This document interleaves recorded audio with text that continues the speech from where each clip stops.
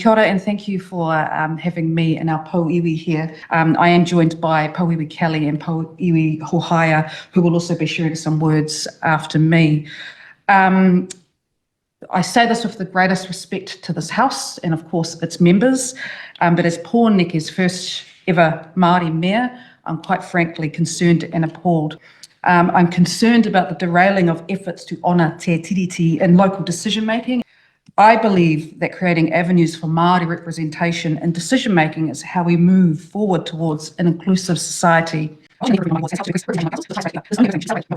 It is absolutely crucial that we continue to recognise and uphold tangata whenua perspectives in decision-making in the council chamber.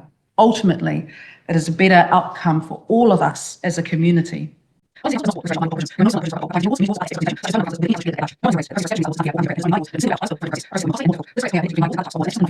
There's been a significant increase in councils voting to establish a Māori ward.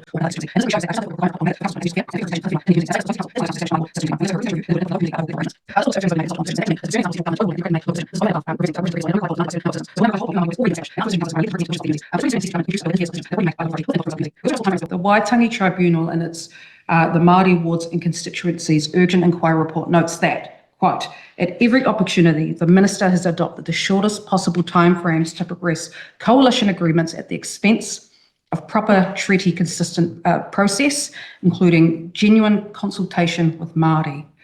A 6-day timeframe submissions to be lodged after the first reading is completely insufficient for a decision of this significance. Where you say a 6-day timeframe for submissions to be lodged after the first reading is not sufficient for a decision of this significance.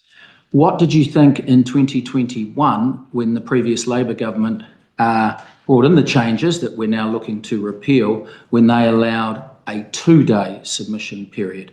Did you think that was enough time or not at that stage? No, well, I've always been opposed to really short timeframes. The longer the submission time, the better, and it ensures proper consultation.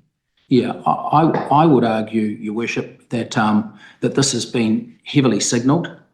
This Nationals position was made clear even by a former leader in the early 2021 that we would be repealing Labor's changes. As someone has alluded to, it was signed up in our coalition agreement back in November. It's something that we campaigned on. And Point of order, Mr. Chair. Mr. Chair, 3 years later, I would argue that we've had enough go. I respect that. I just think it's wrong. Okay, we'll shut that down.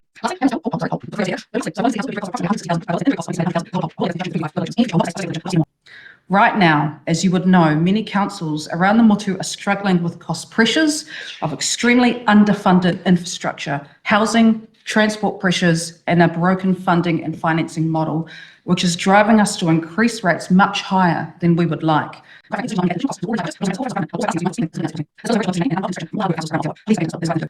We have no plans to remove the Māori ward, and this council is committed to our partnership with our tākaihiri partners and representation of Māori across the city. My experience has been that many Wellingtonians understand, respect, and want to uphold te tiriti in decision-making. We are committed to that continuing. Toitu te tiriti, nō reira, tēnā koutou, tēnā koutou, tēnā koutou katoa. Thank you. Kia ora, Tory. O tira kia ora koutou katoa, ngā mema o te komiti, tēnā koutou, Jamie, koutou kia ora. I just want to start off by saying that I'm a firm believer in democracy.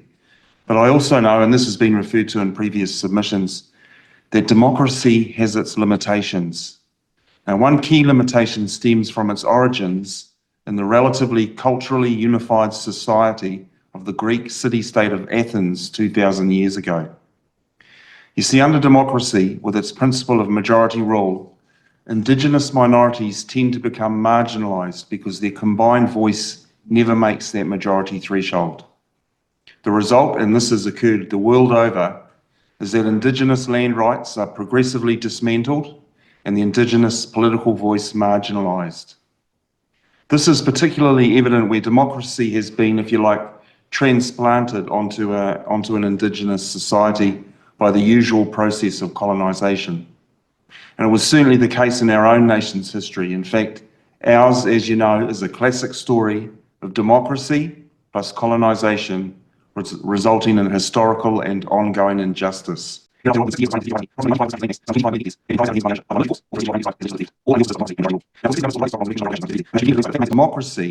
by its very nature of favouring majority rule, continues to marginalise the voice of the tangata whenua tiriti partner.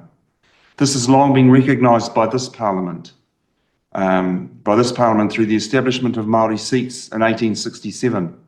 And more recently, as we know, 35 councils have also recognised the ongoing need to afford Māori a greater voice in local decision making.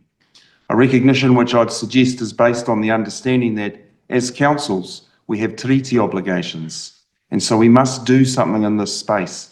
In short, we need to ensure that Māori, as our te treaty partner, move from being the voiceless Indigenous minority to having a genuine voice at the table. Kia ora tātou.